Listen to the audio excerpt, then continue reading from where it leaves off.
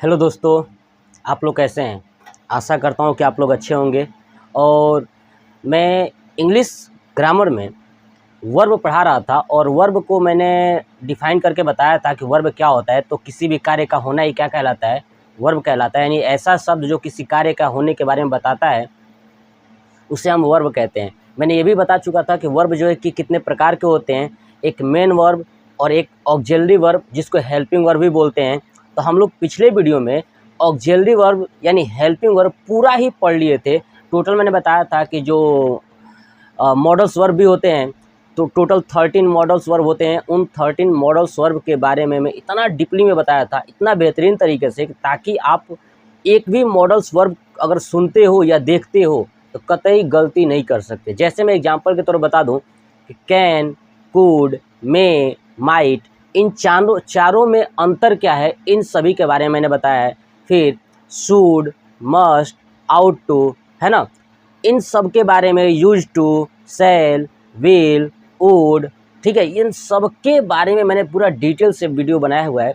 और उस पर जाके आप देखिए, वहाँ पे आप देखने के बाद आपको, मुझे नहीं लगता कि 1% भी डाउट होगा कि आप कोई भी मॉडल्स वर्ब गलती कर दें। मॉडल्स वर्ब की पहचान भी हो जाएगी और आप गलती नहीं भी करोगे। 1% भी गलत नहीं कर सकते, ऐसा क्वेश्चंस आ जाए तो। अब हम लोग इस पार्ट में पढ़ने वाले हैं कि मेन वर्ब, ठीक है, मेन वर्ब कितनी है। तो मैंने बताया था कि मेन वर्ब, देखिए मेन वर्ब जो है ना कि मुख्यतः पढ़ने के अकॉर्डिंग 4 भागों में बांटा गया है। कितने भागों में? 4 भागों में। एक होता है finite verb, non finite, transitive, intransitive. यानी finite verb, non finite, transitive, intransitive. मैं आपको इसका पहले एक डिफिनीशन समझाता हूँ कि इन तीन चारों में अंतर क्या है। देखिए, फाइनाइट वर्ब ऐसा वर्ब जो सब्जेक्ट के अनुसार बदल जाता है उसे हम फाइनाइट वर्ब कहते हैं। ऐसा वर्ब जो सब्जेक्ट के अनुसार बदलता रहता है उसे हम फाइनाइट वर्ब कहते हैं। मैं आपको एग्जांपल के तौर पे पूरा समझाऊंगा, बट आप थोड़ी थोड़ी बातें मेरी समझा करिए, ठीक है ना, आपको समझ में आ जाएगा। तो फाइनाइट वर्ब क्या होता है?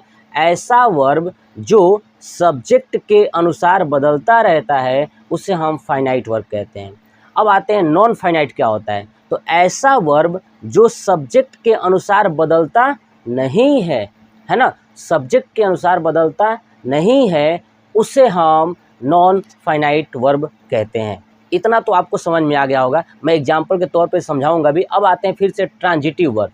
ट्रांजिटिव वर्ब क्या होता है कि ऐसा सेंटेंस, ध्यान सुनिए, ऐसा सेंटेंस जिसके अंदर वर्ब हो और वर्ब के साथ साथ ऑब्जेक्ट हो।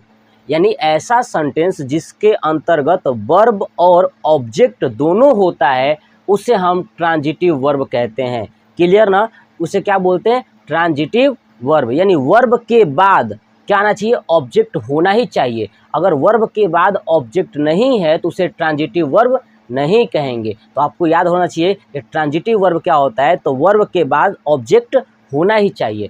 इनट्रांजिटिव वर्ब क्या होता है कि वर्ब के बाद ऑब्जेक्ट नहीं होता है। वर्ब के बाद क्या नहीं होता है? ऑब्जेक्ट नहीं होता है। चलिए अब बोर्ड पे चलते हैं। इसको एग्जांपल के तौर पे मैं आपको धीरे धीरे बेसिक से समझाता हूँ। मैंने आपको क्या बताया था कि मेन वर्ब यानी मुख्य क्रिया 4 प्रकार की, finite, non finite, transitive, intransitive. ठीक है, मैंने अभी बताया फाइनाइट वर्ब क्या होता है, ऐसा वर्ब जो सब्जेक्ट के अनुसार चेंज हो जाता है। देखिए, मैंने फाइनाइट वर्ब में एग्जाम्पल लिखा हुआ है, 2 example. He is dancing, they are playing, है ना, he is dancing, they are playing. अब आप देखिए इसमें कौन सा वर्ब दिख रहा है, कितने वर्ड ऐसे हैं जो वर्ब है। तो आप देखिए, ये इज, आर, ये दोनों क्या है? हेल्पिंग वर्ब है। बट ये भी तो वर्ब ही है ना, लेकिन बट ये कौन सा वर्ब है? Helping verb. अब आप देखिए, डांसिंग और प्लेइंग, ये भी तो वर्ब है, ये मेन वर्ब में आते हैं कि नहीं? ये मेन वर्ब में आएंगे, ठीक है। तो ये भी वर्ब है, मतलब हमारे पास एक सेंटेंस है, ही इज डांसिंग, इसमें 2 वर्ब है, इज और डांसिंग, ठीक है। इसमें दे आर प्लेइंग में आर और प्लेइंग, ये 2 वर्ब हैं। तो हमें ये जानना है कि इन दोनों वर्ब में से कौन सा जो है कि फाइनाइट वर्ब है। अब मैंने बताया फाइनाइट वर्ब क्या होता है, जो सब्जेक्ट के अनुसार चेंज हो जाता है। अब सपोज करिए मैं ही के जगह पे लिख दूं आई, क्या लिखूं? आई। तो आई के साथ क्या लगता है? क्या इज लगता है? क्या नहीं, क्या लगता है? एम लगता है। तो आई एम। और ये क्या है? डांसिंग। क्या है? डांसिंग। आई एम डांसिंग, है ना, आई एम डांसिंग। अब देखिए क्या बदला है, मैंने कहा कि जो सब्जेक्ट के अनुसार बदल जाए। देखिए अगर मैंने यहाँ पे ही था, अब मैंने सब्जेक्ट आई लिखा, तो यहाँ से कौन बदला है, तो डांसिंग तो वैसे ही रहेगा। ये क्या बदल गया, एम। इज जो है कि किस में बदल गया, एम में। किस में बदल गया, एम में। इसका मतलब कह सकते हैं कि जो ये इज है वो कौन सा वर्ब है, तो फाइनाइट वर्ब। यानी ऐसा वर्ब जो सब्जेक्ट के अनुसार बदल जाता है वो क्या होता है, फाइनाइट वर्ब। तो बदल गया। अब देखिए दे आर, दे देखिए दे प्लूरल है ना, दे क्या है, प्लूरल है, तो प्लूरल के अनुसार क्या लगा है, आर लगा है। अगर यहाँ पे सपोज करिए ये होता है ही, क्या होता है, ही, तो ही के साथ क्या लगता है, इज लगता है, तो ही इज प्लेइंग।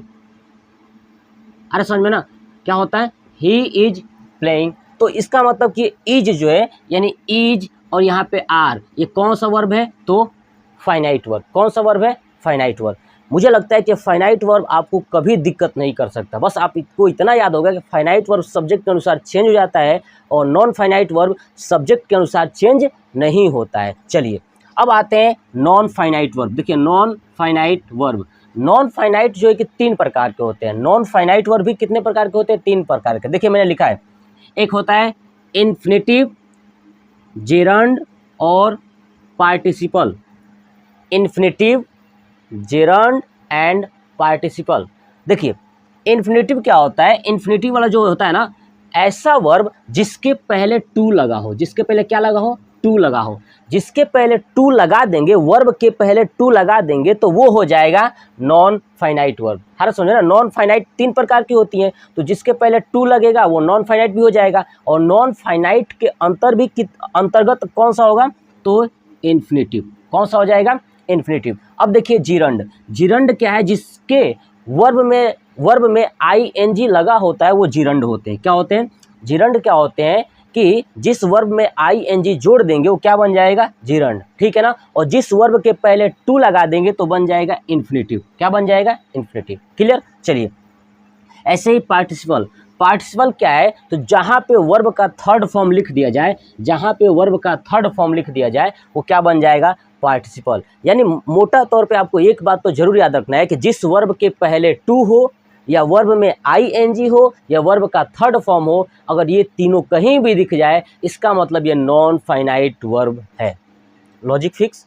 यानी वर्ब के पहले टू हो, वर्ब के बाद आई एन जी हो और वर्ब का थर्ड फॉर्म अगर दिख जाए इसका मतलब ये नॉन फाइनाइट वर्ब है।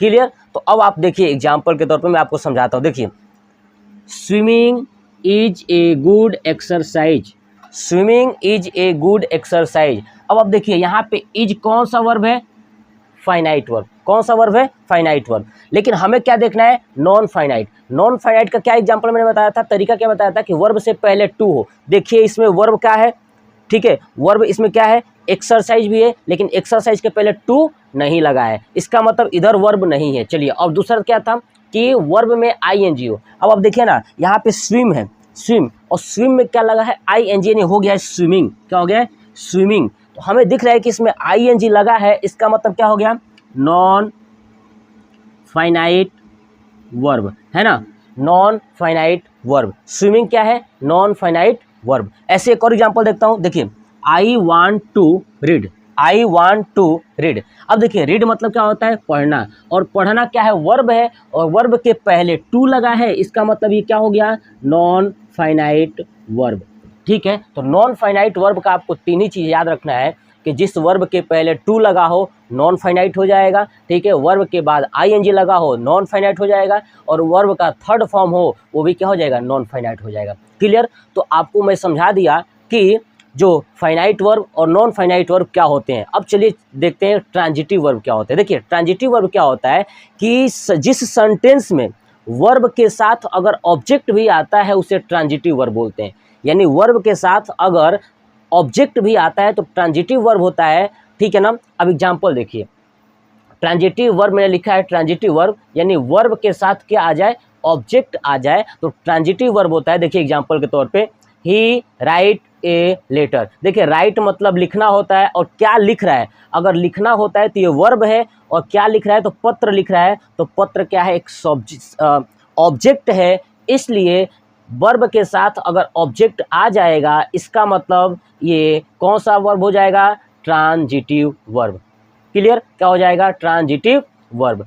इनट्रांजिटिव वर्ब क्या होता है कि जिसमें ऑब्जेक्ट आएगा ही नहीं, केवल वर्ब होगा, वो क्या होता है? Intransitive verb. जैसे देखिए, बर्ड्स फ्लाई, राम गोज, है ना? बर्ड्स फ्लाई, बर्ड्स सब्जेक्ट है और फ्लाई क्या है? वर्ब है, बट ये ऑब्जेक्ट, यहाँ पे ऑब्जेक्ट कोई भी नहीं है, इसका मतलब ये जो वर्ब है इनट्रांजिटिव वर्ब है। ऐसे राम गोज, राम सब्जेक्ट है, गोज वर्ब है, वर्ब के बाद ऑब्जेक्ट होना चाहिए था, बट यहाँ पे ऑब्जेक्ट नहीं है, इसलिए यह जो है कि इनट्रांजिटिव वर्ब है। तो मैंने आपको ये वर्ब का 2 पार्ट में जो वीडियो बनाया है, अब आप बताइए कि कमेंट बॉक्स में कमेंट करके ज़रूर बताइएगा कि आपको ये वीडियो कैसा लगा। और सबसे बड़ी खुशखबरी की बात ये है कि आप लोग हमारे वीडियो को ऐसे ही बहुत ज़्यादा वॉच करते रहते हैं, देखते रहते हैं। मैं बहुत ज़्यादा खुश हूँ कि आप लोग हमें बहुत ज़्यादा प्यार सपोर्ट अपना दे रहे हैं, और आपकी वजह से हमारा एक चैनल जो है कि मोनेटाइज भी हो चुका है, और ये हमारा स्टडी चैनल है। मैं कोशिश मैं चाहूँगा कि आप लोग इस चैनल को भी जल्दी से जल्दी मोनेटाइज करवा दीजिए, ठीक है? तो आप लोग को ये वीडियो कैसा लगा, प्लीज़ कमेंट बॉक्स में कमेंट करके ज़रूर बताइएगा। जय हिंद, जय भारत, वंदे मातरम।